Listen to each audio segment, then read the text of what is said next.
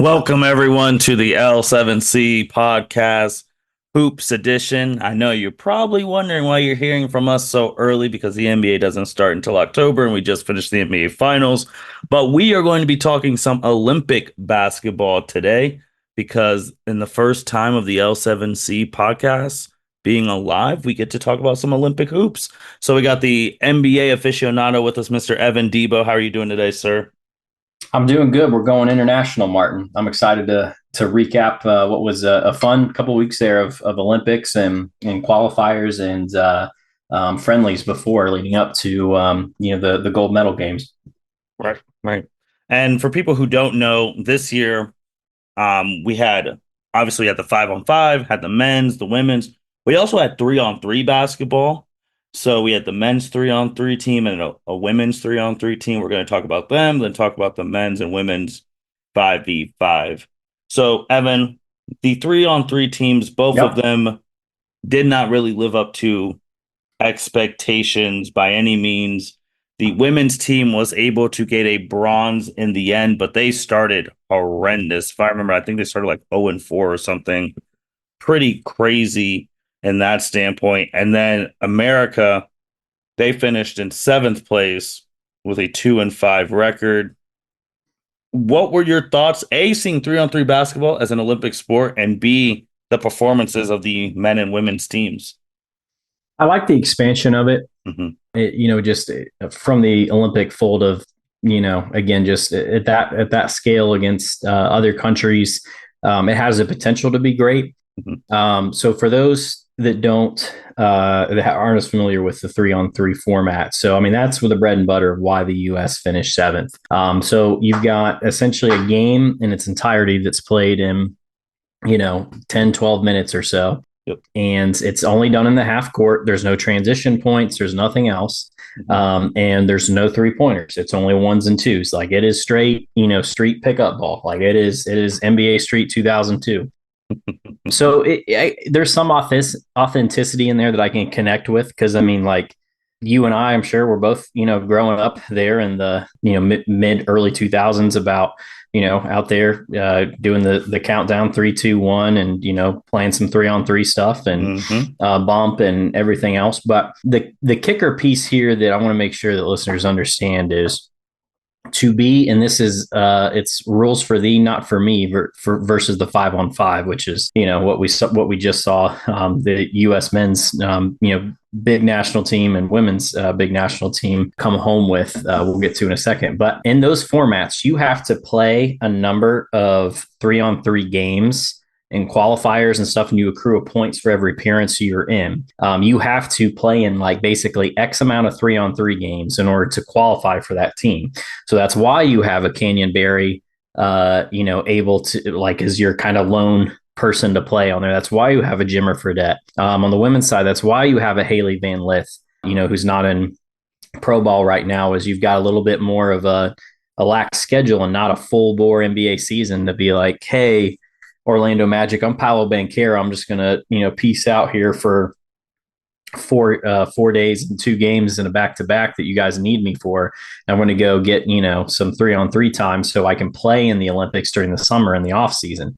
That's the big sticking point here. That's not a rule for 5-on-5. You could just roll up a la Joel Embiid and be like, hey, I'm going to play, and they'll take you. And there's no rules against that in 5-on-5. But for whatever reason, this 3-on-3 piece that's the qualifiers. You have to play an X amount of games. Yeah. Yeah. And I think thanks for clarifying that for the people who didn't know. And then just to add on to the thing, what you said about the 3-on-3, I mean, again, that's how most people really actually play their first like ever basketball. Because like growing up, you don't really have access to a full court. If you're old school, like you said, Evan, myself, mid 2000s, you have the hoop in your parents' driveway, or you got the hoop on top of your parents' garage, or you might have it in the backyard, and you're running 3-on-3. That is what you're running. I mean, one of the most famous basketball drills, a 3-man weave, is 3 people. So it truly is like seeing that out there is like, oh, this is how you technically learned how to play basketball until you got to a 5-on-5 court. It was pretty special to see. But like you said with Jimmer and all of them, you think with America and you think with basketball, you you almost automatically think they should win because of the Sure. dominance of the 5-on-5, but this format, not so much, man. It's tough. You got to have essentially people who are like out of the league or, doing um, the Ice Cube's, big three type Hmm. thing, folks that are past their prime and everything else that, are not doing the NBA grind, who do have schedule flexibility to go, participate in lead up games and stuff to be able to be eligible for that. But I'd be hard pressed to think they would not get the Olympic rules committee would not get enough pressure here before LA in 28 to amend that or say, hey, you can have one player in here. Just do it with one of the four people or five people. Just here's you have one available to that you don't have to. If you can add if you can add a Powell Banchero to a 3-on-3 team, like that instantly elevates your floor, right? I mean, for Team USA. If you're the women, if you can add, like this would have been a perfect thing for Caitlin Clark, who obviously should have been on the women's 5-5 team in Paris. So again, it's their floor raisers. If you can even amend it slightly like that. So I mean, that's what I'd like to see moving forward because otherwise, you're going to have folks like this. You're going to have folks maybe who played in the TBT tournament roll up and like those are your only folks they're interested, willing, and have the schedule availability in between Olympics to essentially be eligible to compete. Yeah, because the medal round, the men's, the Netherlands got the gold, France got the silver, Lithuania got the bronze, and Levita got the fourth place. And then the women's, the United States got the bronze, which gold was Germany, Spain silver, fourth place Canada. And again, the women they started, it was just rough to watch because they started terribly. It was, but thankfully we had way better 5-by-5 action, Martin. We did. We did. We had a lot of better 5-by-5. The men and women's, well, they were both won gold medals, and they both played against France in the final. It was the first time in Olympic history in that sport, basketball, that the men and women were playing the same team, let alone the host nation, in the final. So that was really, really cool to see. Obviously, France, I know they were disappointed because they wish they would have gotten the gold, and understandably so.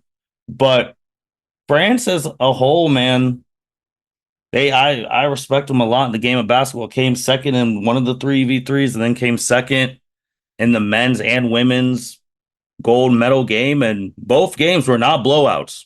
Nope. They were down to the wires.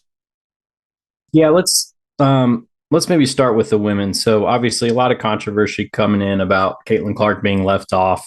Particularly, in the goal game against France for the US women. Yeah, I mean it was a nail biter to hold on to win by one. Second half, quarter three, 18-20, quarter four, 23-22, US outscore again, win by one. But yeah, I mean, they're just it's the result that should have happened. I mean, I think we both know that. But you had really good performances in there from Kelsey Plum, from Asia Wilson. I mean, Asia Wilson was just dominant in that final game there with 21 points. Yeah, I Best mean, it woman was a basketball scrappy player on the France, planet. a scrappy France team. Martin. I mean, they gave them everything. No, 100%. And I mean, with Asia, I mean, Asia does what Asia does. She's been the best woman basketball player for some time these past couple of years. Now, if you just want to look at her resume since 2018, I even don't even remember how old she is, but she already has a statue at her college. So just to tell you how good that woman is. And I think with this championship, the gold medal game, I think it's good for the USA women, for one, to see that we have to be on our P's and Q's because we can be got, and they have not been in this situation almost ever. So that just shows them when it comes to LA, they can't take anyone for granted. I like that type of thing. And B, it shows that I think with France being scrappy, that again, women basketball is starting to become more worldwide. Other countries are going to see that and be like, oh, if we do X, Y, and Z, we might be able to take out the women team in 2028. And again, with the Olympics, it's every 4 years. You don't know who's going to be on this team. We don't know if Asia's going to be on this team anymore. Maybe she retires, or maybe. And I think with the thing with that's different, obviously, from women and the men is, in 4 years from now, half this team, I don't know, they all could be pregnant and like they could all be going through that, and then they can't play. So that's something too that with the women's stuff. So I think it was good for overall a good gold medal game. It was one of the last gold medal events of the Olympics, and ending on a bang like that. USA got the gold. France showed heart in front of their home nation. I wouldn't write it any better than that. I know from a France side they would have wanted to win, but it is what it is. The global game has increased so much in popularity and feeder systems that yield technically sound players. You're seeing it on both sides, both men and women. And it's great. It's great to see because it leads to better games. It leads to better games like in that gold championship game. Again, I'm curious. It's only going to get better too. Gone are the days where, hey, US just shows up and steamrolls. And again, on both sides of the ball. But again, it was really good. The last person I want to shout out in that game, if there's anybody needing a rebound game, it was Kelsey Plum. In the semifinal game, only two points on 0-2 shooting from the field, just was a non-presence, but rebounded with a solid 12-point performance as well too in that game. And that absolutely helped the women's team, I think, advance as well. She was key in that game in some key spots. So Martin, let's switch over to the United States men's 5x5. No, and before they even had that finals game, obviously we weren't recording when they had that 1 point game against Sudan where LeBron had to not Sudan, South. What was that team? Because I want to get them where LeBron had to make the game-winning shot in the group play. It was not Sudan. What was that team's You're name? not talking Serbia right behind. No. I'm talking about when LeBron made that game-winning shot like way before the Olympics started. It was like Or South Sudan, wasn't it? Okay. I just want to make sure because I want to give them props because they were the first like African nation to make it as far as they did in Olympic basketball history because LeBron made that game winner. Just not even an indoor court for them to practice on. Yep. And the person leading the charge with that, a great basketball NBA philanthropist, Luol Deng. Anyone who watched the Cavs back in those mid-2000s remembers that Bulls team with Heinrich, Deng, Ben Gordon coming off the bench, microwave Ben Gordon. So just want to shout out Luol Deng because Mike Dunleavy, up that whole Chicago squad. We had some Cavs games took a flyer them. on Luol Deng for a little bit too, briefly. Yep, briefly, but he's doing great things with basketball without borders in Africa and all that. So I really wanted to shout him out. Now, fast forwarding to that semifinal game before the final game against Serbia. Obviously, we know best player in the league, Jokic, and all of them on that team. And Evan, they had USA on the ropes, man. Like those boys were playing. They did. It shows just how impactful Jokic is. Yes. And I mean, they could not miss from three. They could not miss from three. It was just absolute bananas. It was, down the line. I mean, they just perpetually in the second half and then or even take it back to second quarter. I mean, US was down 10, they were down 8, and they just couldn't get over the hump. And slowly but surely, they started chipping away. Finally, there was that famous piece where Jokic picked up his fourth foul, pushing Kevin Durant into Curry, who made a 3-pointers. They got the free throw, and then possession as well, I think. Or no, they didn't get the free throw. They got possession, and then they hit another 3 there. So, I mean, you got a 6-point swing there. Steph was quiet, and, Ant had the quote of the Olympics of like, Steph didn't show up to the last 2 games. Like he was with them, but he was trying to joke and say, hey, he didn't even come overseas to the last 2 games. And then, I mean, they absolutely needed every bit of for the next Steph two. Curry those last two games. That Serbian game, 36 points, 12 of 19 from the field, 9 of 14 from three, 3 of 3 at the line, 8 rebounds, I think will get missed at this all-time game when you're talking about it. So, I mean, scrapping in there, helping with keeping the stuff alive and everything else. He was a plus 20 on the floor. LeBron had 16. He had a triple-double, 16, 12, and 10. Durant had 9. You got 19 big ones from Embiid in that battle with Jokic. But, I mean, I can't say enough about how Serbia played. I mean, it was the final totals on the 3-point. That game, they were 15 of 39, and they really tapered off towards the end there until the U.S. just caught fire. But, you expect it from Jokic. Bogdanovic just played out of his mind. He wasn't as efficient. He wasn't efficient from 3, though. And then, you've got some really good performances. Abramovich had chipped in 15, 4 of 6 from 3. I mean, I legitimately thought the United States was going down. I mean, until they weren't. It was that kind of game. And I agree. And I will throw this funny stat out here with Steph Curry, because obviously all those games beforehand, it just wasn't good. And then those last two where he exploded, those were the last two that his wife came to the game. Just saying. Just saying. The 2 games that she came to were the semifinals and the finals. And then obviously it's just randomly that he had those explosions. But I agree, man. That game was really good. Like, from top to bottom, they were in a barn burner. I mean, they were getting tested the whole way. And again, they're lucky to escape out there. And I believe Serbia won the bronze, if I remember correctly. Yes. Yeah. So I mean, they still end up with a medal. So that's still a big thing for Serbia, because again, Jokic is there, 3 out of the 4 MVPs, champion. Then he just got his bronze medal for his country. So that was really cool. So then you go to France, Evan, in the finals again, like France basketball in the finals, like we've already talked about. We know who's on the other side. I think, what are they calling? I don't even know what his nickname is right now. They got Wembanyama. He has the alien mark for his apparel because sickest personal logo in the league. Yeah. So, Evan, this game again, man. First quarter, USA 15 to 20. They're up.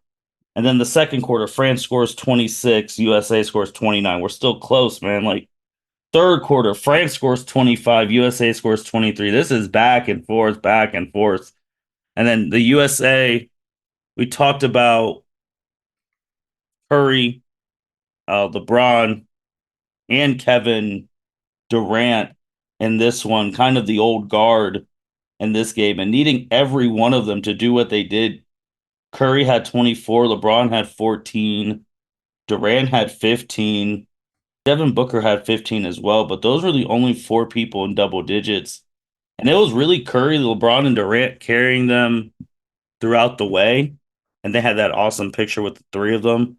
And then now, I don't know if I want to put this in like one of the greatest shots ever, but people have talked about it. That shot Curry hit over Wemby, that was, it's in his eye. Let me do counterpoint. Can you name a better Olympic basketball shot than that ever? Olympic? No. I can't either. No. I just think for the magnitude, and that's right now, it could all change in like 2028.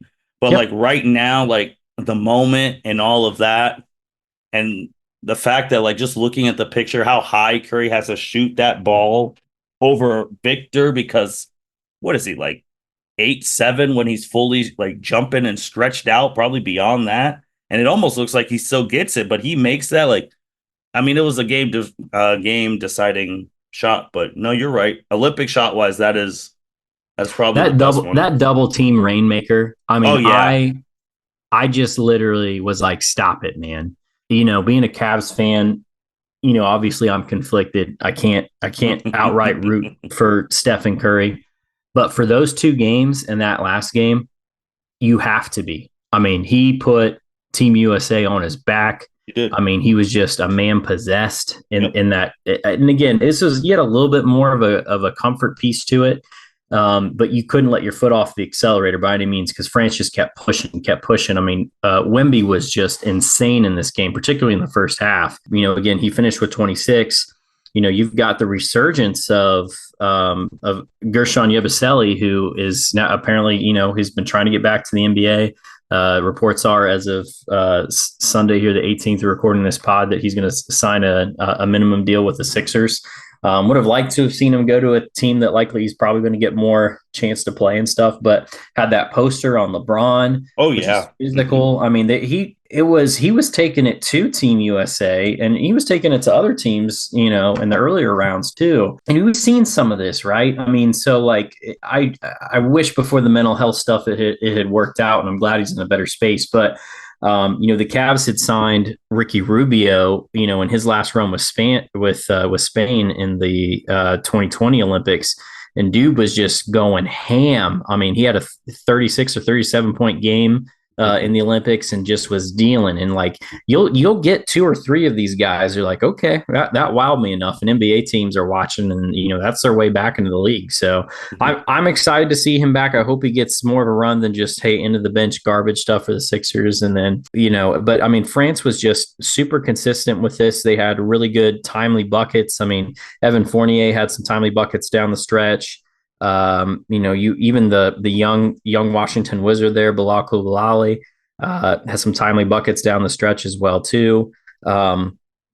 Coordinate came up with an offer, but prior to that was really, really good for Team France to get him to the gold medal game. But I mean, again, for the U.S., it came down to, for Steve Kerr, there was a lot of questions about rotations. You had the famous Jason Tatum DNP. He clearly only trusted Curry, LeBron, and KD. For as good as Derek White was, in that fringe role, that 3-and-D role, being a good defensive guard and everything else, and the best attacking perimeter guard defensively for Steve Kerr, he only trusted those 3 guys. Staggered minutes well, as much as he could between, Drew got a heavy lift.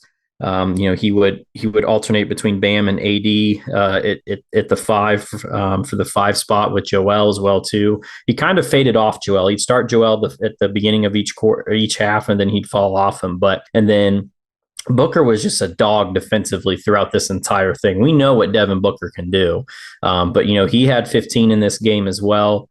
But I mean, those were kind of the rotations Steve lived and died with. Was, listen, here's my 3 league guys, and they're all up there age-wise, Martin. You want to talk about looking ahead to 2028? I mean, you got to wipe the slate clean. There's also a report today that I think Steve Kerr allegedly might be done, and it might be, Spo's turn here heading to 28 in LA. So there's a lot of moving pieces here for Team US. They take home the gold. Martin, what are else your takeaways from this team? And then, across the Olympic landscape right now? Yeah, I think with that one, like we've already said, like the Durant, Curry, LeBron thing, more than likely they will not. None of them will be on that Olympic team. I think the Tatum thing, especially it happened the first game, and then he had some DNPs later on. It didn't sit well with me because it made no sense, because in theory, he is probably the best American basketball player. Definitely, I think he's under 30. I'm pretty sure he's under 30. Like, if you take away LeBron, KD, Curry, and then you take away all the international players who have all been the top 5 in league MVPs, he is the best player in the league. I mean, you look at him consistently, he was like, 30 and 10 pretty much. Last year, pretty darn close to at the top, one of the top voters in MVPs, made all NBA. I just don't see, it just makes no sense for me to see an all NBA first teamer not finding a way to play. And sometimes I feel like, too, with Jason Tatum's temperament, because he's not one to throw a tandem or have outbursts on Twitter, it's easier to do that type of stuff. But I couldn't see that to any Martin, other. Shots fired at Jaylen Brown on this podcast. I'll get to him too, but I couldn't see. I can't. It made no sense to me, him not getting any playing time when he's probably the best American player, like age wise, all that stuff that you have, and him not playing. It made no sense. I'll play devil's advocate on this one. I think you got to give Jason Tatum a run in every game, just for his size, length, and physicality on the defensive end. I mean, that's a guy that can contest when other teams, like when Serbia is lighting you up. I'm like, why isn't he in there just at least for defense? I mean, and two, I mean, that's a guy who's going to run the court, can catch full length passes, and finish, contested at the rim. Martin, what did I've not prepped you on this? What did Jason Tatum percentage wise shoot from deep in the Olympics? When he actually played. No, all of his games. What was his percentage? I've got the aggregate here. All right, so I do not. So I'm going to say 22%. 0%. He did not make an outside shot the entire Olympics. He was 0 for 4. Long range twos, I don't have that data directly in front of me, but even twos overall, he shot 47%. And imagine how many of those were close to the bucket. He had a few gimmies. That was the common theme I didn't quite recognize until I saw some other folks, who just intently following the Olympics watching, and maybe some Boston fans notice is, I mean, they sorely needed LeBron's, playmaking. He was clearly going to do it. They needed some exterior shooting, and they got more out of, spot up Drew Holiday really than they did Jason Tatum. Now, again, I'd argue that, again, when Serbia's getting hot, you needed a guy like that out there defending the wing, chasing around a Bogdanovich. All those things I think could have helped turn the tides a little bit sooner. But we both know Jason's going to have a role to play here in 28, and it's going to be huge. So who's to see what the team's going to look like? I think, again, this is another instance of just, I forget the stat, but how many international folks are playing in the NBA now versus like the 92 Dream Team when they went and played international ball. I mean, we're talking over, I think it was easily over triple digits of how many were playing versus, maybe it's like 20 or something back in 92. Yeah. So again, and part of that's just on the back of what Adam Silver and David Stern were able to do to expand the game of basketball without borders. Then you've got the individual advocates like Luol Deng. You've got the Ginobili in Argentina. You've got Dirk in the 90s from Germany, just raising the floor. The Gasol brothers in Spain, and going back and investing in those programs and those developmental programs that, I mean, this is tough ball every 4 years. It is a dogfight every 4 years. So we'll see where things land. Following Olympics ball yesterday, the Cleveland Cavaliers have picked up one of those South Sudanites, Martin. So I'm excited to see with one of their two-way pieces. So I'm excited to see how he fits into the new fold in new member. Gosh darn it, I lost it. JT Thor. Mm-hmm. So when we had played him, he had a really good game. I think with the Cavs, he played for Charlotte last. He had 7 points, 5 rebounds, or he averaged 7 and 5 for South Sudan in the Olympics. So, hey, two-way contract, 6'9" guy, lefty. We'll see. I mean, it's a two-way. Prove yourself, and you'll get more minutes, kind of thing. Yeah. So a couple of things on the Tatum and then the Brown thing and all of that. I would also say, with the LeBron, Curry, and Durant thing, obviously they have had more rest than a lot of those people who were on the team because all of them were either out of the play-in or out in the first round. Tatum, Derek White, and Holiday, they just finished playing basketball. Yep. And then to make that commitment, and then that's the thing with Tatum too, like you made that commitment and then you're not even playing. So like 4 years from now, let's just say Boston wins again. Why would you want to play when it's just like, hey, I just want another championship and maybe I want rest in the offseason? Because again, just looking at those 3 old guys who did it, like they all were out. None of them made the second round of the playoffs even this year. And we're going to get to the schedule stuff too. And then the thing with Jaylen Brown, you don't have the NBA Finals MVP on the team. That, I know there's some politicking. There's always politicking. But it just makes no sense to me because if an NBA champion is willing to give their time and not get a summer with their family and whatnot, because we just finished in what last week, beginning of August, the NBA schedule's already come out in 2 more months. They're going to be playing regular season games. September is when you're going to start like camp and all that. So it's like they don't even get, they just went a whole year with barely any rest. So I just think that's something people are going to think about champions who win going forward again.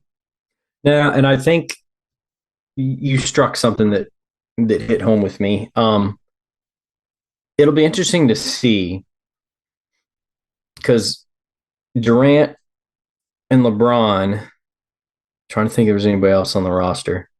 Durant and LeBron are the last two that like have some connectivity or not. And it wasn't even really Durant because that was before his time, but LeBron's your last one that has connectivity to, like, you saw the Nike ad, right? Like, I'm playing for my third gold, but I still have 2004 in my mouth.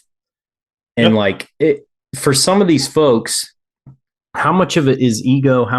What is their level of connectivity to Olympic basketball when they haven't had that, and you don't have a LeBron in the locker room telling you about, hey, we were, I mean, we were the laughing stock of the world stage Well, they were the in laughing stock just a 2004. couple. I mean, they didn't win the world championship, if I remember Yep. No, correctly. they didn't. No, Yeah, they so they were didn't. the laughing stock there And too. LeBron's the last holdover from that '04 team.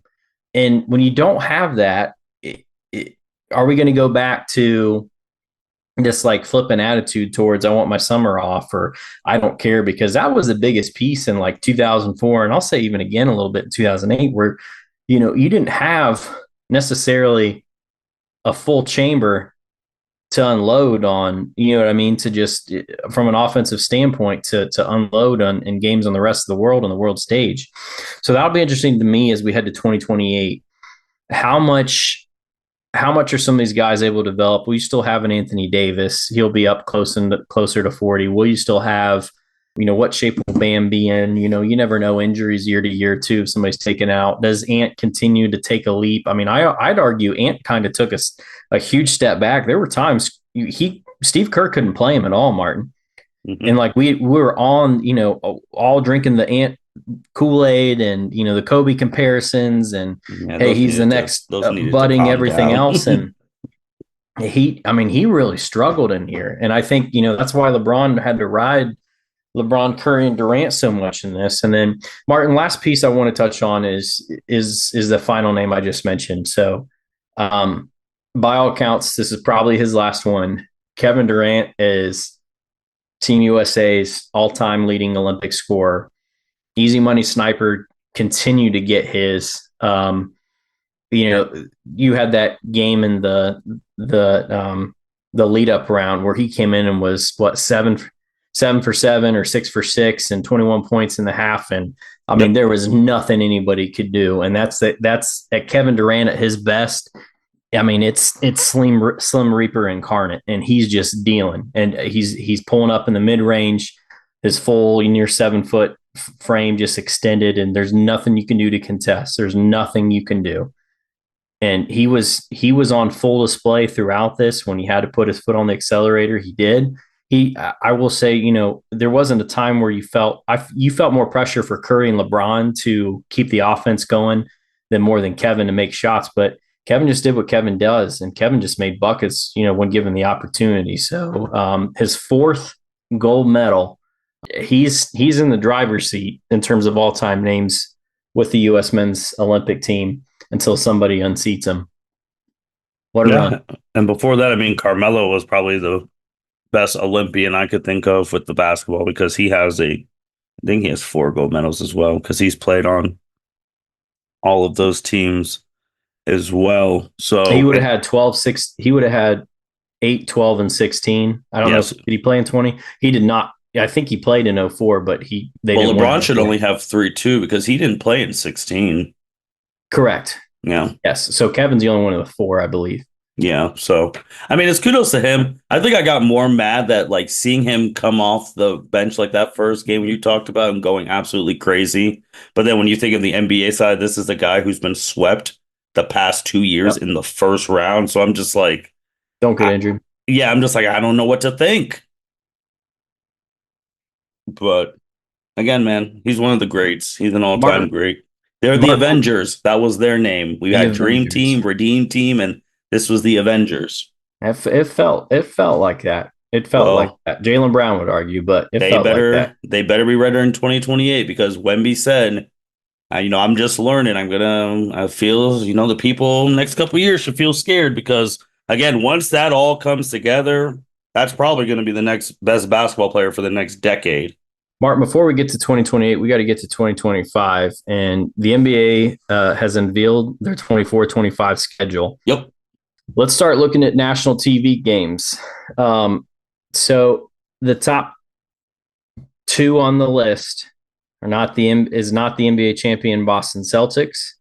It is not the Western Conference runner-up. It is not a Denver you might expect. It's not a Milwaukee you might expect. It's not even, surprising Oklahoma City. It is the Los Angeles Lakers at 39 games and the Golden State Warriors at 36. I've got some thoughts real quickly before I turn it over to you because I think we're laying on the same page. That's way too much for two teams that are going to be in the play-in.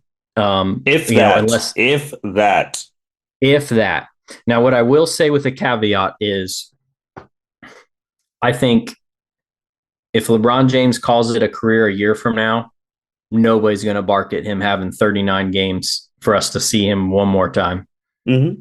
I that's my only caveat to where I think is they have no business being up there. The rest, from there, you've got Knicks and Celtics at 34 primetime games, the Mavs and Phoenix at 30, Denver 29, Milwaukee and Philly both 27, Minnesota, OKC at 25, my beloved Cleveland Cavaliers way down at 16. Go ahead and keep sleeping on us. Martin, any other thoughts as you look up and down the team with the least number of games on there? You've got Brooklyn at 5, or Toronto, Portland, and Detroit at 4, Washington at 5. That's just negligence to have Washington in 5 primetime games. It's going to be some of the worst basketball you've ever seen. It might be when they did the expansion team with the Charlotte Bobcats bad. I think so. First, with the Lakers and the Warriors, I even with the appeal of like the Lakers, oh, LeBron, AD, sure, JJ Redick's first time coaching, so they're going to dissect that all the time. They should not. Those two teams should not have the most games. Again, the Warriors, the Lakers were out in the first round, and the Warriors aren't with the play-in last year. If were they in the play-in? If I remember, they were in the play-in because when they needed Clay the most, he went 0 for 10. I believe so. They were either playing or didn't make the playoffs. But those two teams that didn't do anything consequential for the season, having the most national televised games, and then the New York Knicks being at fourth above Dallas, who was the runner-up last year, Denver, who has the reigning MVP. It doesn't sit right with me. I also don't think with like I don't understand then if it's based on a winning plus star perspective, I'm not even trying to be a homer here, but the fact like the Cavs aren't in the 20s and they're at 16. Yeah. And a team, even if it's just one more, I get it. It's one game, but the fact that Memphis has more national televised games than Cleveland when Cleveland made it to the second round, you could almost make a case that Cleveland gave Boston one of their harder series, especially, Yep. if Jared Allen would have played, that could have been a 6-7 series. So the fact they're not in the 20s and the team like the Clippers are at the 20s when I don't know why they're 21 because Kawhi Leonard's going to be hurt. And then you're just sitting there like, oh, we have the Clippers on national television. And it's not the NFL. You can't flex these games out. Nope. So then also like that bothers me. The Cavs should be above them. I guess with the Wembley hype, I get the Wembley stuff. So people wanting to see them. But the Cavs should be a mid 22 to 25 right there with like Minnesota, OKC. That's where they should be at. But 16, you're one below Memphis, two above the Pacers. Come on. Yeah, that's not it. Me personally, I think the champ should always get the most national televised games, then Yep. runner up, and then you can do like if those star cities have if they're decent, then they should be up there too. But because But again, these teams are on the Christmas thing because that's the NBA's biggest day. So it's like you read my mind. 7 days and 4 months from now, we have NBA on Christmas. You've woken up, you've opened presents, you are working on breakfast or brunch to tie you over to a big dinner feast. And your 12 o'clock game is the San Antonio Spurs and the aforementioned Victor Wembanyama mhm. and Chris Paul visiting the New York Knicks, Well, followed by Villanova the Knicks. Villanova New York Knicks. Absolutely. We'll see how the Bridges acquisition works in and the fact that they don't have any centers, but I mean, they're going to be good. Followed by at 2:30, you've got T Wolves at Mavs, the 5 o'clock primetime game, 76ers at Celtics. That'll be a good one. Your 8 o'clock game as you start to wind down for the evening will be the Los Angeles Lakers at the Golden State Warriors. And then if you are not at an eggnog by then, the 10:30 West Coast game will be the Denver Nuggets at Kevin Durant and Devin Booker's Phoenix Suns. And be even before Christmas. And again, when we come back in October, we'll do our season predictions and all that stuff. But opening week, October 22nd, the first game, the Knicks versus Celtics, and then the Timberwolves versus the Lakers on that Tuesday night. Then Wednesday, the 23rd, Bucks 76ers, the Suns, and is that the Clippers' new logo? Yeah, that's the Clippers' new logo. Okay. You know how I know? Because it looks like the Columbus Clippers logo. Yeah, yeah. Then Thursday, the 24th, Spurs, Mavs, Thunder, Nuggets. Then Friday, the 25th, Pacers, Knicks, Suns, uh, Lakers. My thing, again, I don't know what's the thing with the Pacers because why? Again, I'm not being a homer. I'm just being objective. Why is Cleveland? Why couldn't Cleveland have that October 25th one against the Knicks on national TV? Yep. Like, am I missing something with the Pacers? Like, did they sign someone I'm not that I just missed, or what are we? What are we expecting from the Pacers that they get an opening week NBA nationally I mean, I televised think it game? just with, how they push the Knicks, I think they're just riding some of that. And I mean, they deserve, I mean, they made it to the Eastern Conference or the Eastern Conference semis. There's a lot to be said about their run, but I mean, you got to repeat it and we'll see where it all lands. That'll be interesting. It's just I don't know. I think maybe just because these things don't get flexed out, that the Cavs should have a lot more things. They finished fourth 2 years in a row, 50 wins last. Well, not this past season, the season before. They won a playoff game. They played against the champs, injured. They got everyone coming back. I mean, there's no reason again the Cavs shouldn't be a high 40, low 50 win team once again.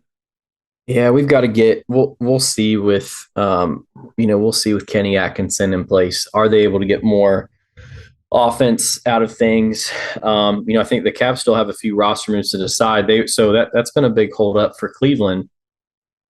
So they signed JT Thor to a two-way. They've not done anything with Isaac Okoro right now. So at recording this pod, he is not. No other team has cap space to offer him. He's just basically in restricted free agent purgatory. He's just sitting out there.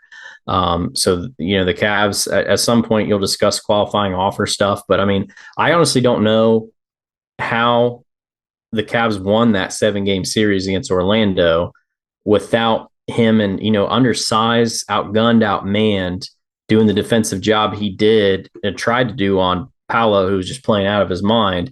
I mean, he's your best wing defender. So they've got to figure out something there. But Kenny was the lead assistant on Team France.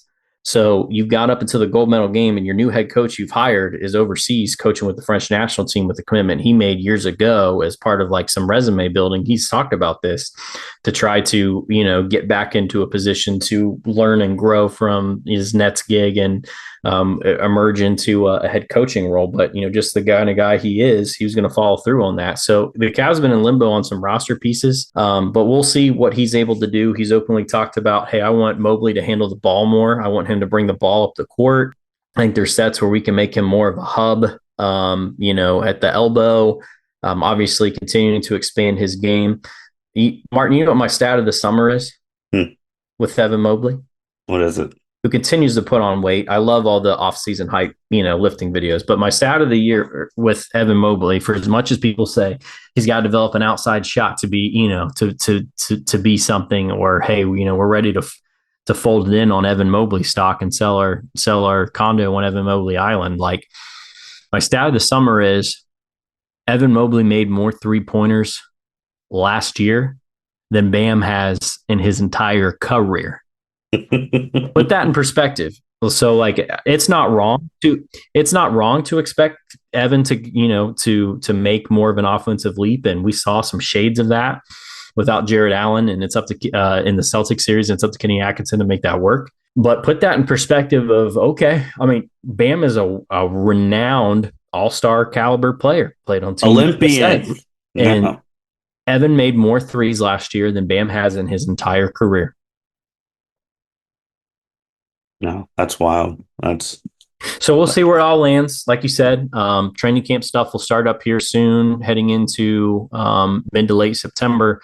And then as you flip over into October, you'll have some preseason games there, between October 5th, 8th, and, the 20th or so. And then opening night will be, a little bit before Halloween. So October it's almost time to circle back around to the start, Martin, on the old NBA calendar. One more thing from us, because you brought them up, and he's been an emerging star. And if you're not really into hoops all like that, you may not pay attention to him, but he deserves. There's no reason, zero reason, the Orlando Magic with Pablo have under double-digit national televised games. That's a joke. They're going to be 9. Good. Houston has 11. What are we doing? Especially if you can keep Jonathan Isaac healthy, man, watch out. We went to 7. I mean, we just went to war with them this last playoffs. And again, people who didn't know who Pablo was and they saw that game, they saw his game. They're like, oh, he is Boston was praying they could face the Cavs and not have to face Orlando. Oh yeah, and he is the most slept on number 1 pick who is producing and getting his team to the playoffs that I've seen in maybe my life. That's a bad dude over there. Yeah, and he's a number 1 pick from Duke. It's not like he doesn't have like the cachet or anything like that. It's just again, the media decides who they want to propel. Physicality. I believe he's only 21. Yeah, it's stupid, man. What we saw in that 7-game series, I mean, it took some Donovan Mitchell heroics. Yes, again, not having Jared Allen the last 3 games. But I mean, it could have easily the series easily could have gone the other way. Every home game was won by the home team, and I mean, he was a huge part of it. He was something else. He will continue to be something else, and he's got a long career ahead of him. Yeah, so that's really it for now. I mean, we're going to be back in October giving our thoughts on who makes the playoffs and preview the season and all that. Evan, you got anything else? That's all I got. Just waiting to see what some final roster moves are. Maybe we'll find out, officially if Steve Kerr is stepping down. But it was a fun having competitive basketball after the delayed NBA Summer League. At a high stage to follow every week. So we only get this once every 4 years. I certainly enjoyed it. Yeah. And with that being said, thank you everyone for listening to the L7C podcast. Again, we'll be back in October previewing the NBA season, who we think are going to make the playoffs and so on and so forth. Until then, I mean, college football is going to be starting up. NFL is going to be starting up. So there's going to be a whole bunch of sports to hold us until the NBA season comes to a head. With that being said, L7C podcast signing out. Thank you for listening to this episode of the L7C podcast. Be sure to like, rate, review, and subscribe to the channel. Follow us on all social media platforms, and we'll be talking to you guys soon. Take care.